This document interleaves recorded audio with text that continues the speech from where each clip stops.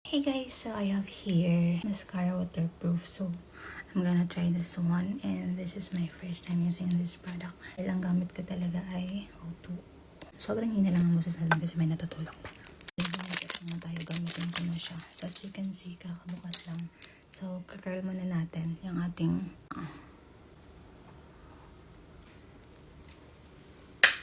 patay ko yung ilaw. Ayan. So, na-curl na natin. Lagyan na natin itong waterproof mascara. Ang cute niya. Ang bilis niyang maglapat. Like, wow.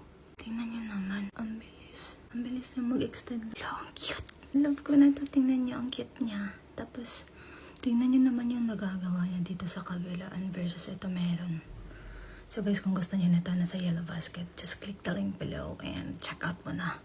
So, tapusin ko lang yan sa kabila. Oh, tingnan niyo yung result. Ang cute niyo, I swear. Tapos hindi siya mahirap ilagay sa, sa eyelashes kasi ang liit nga niya. Ayan o, sobrang liit. And tingnan niyo yung nagagawa niya. Kung gusto niyo rin ito guys, i-check out nyo na yan nasa yellow basket or nasa link ng ating comment section. Kaya na pag-hihintay mo, i-check out mo na yan, B. Boosh, the finished product. Ano ka dyan? Thank you. So, nakapaglagay na ako dito and dito sa taas. Ano pa hinihintay mo? Mag-check out ka na rin ng ating mascara waterproof dyan sa yellow basket or nasa link ng ating comment section. Diba? Ang ganda!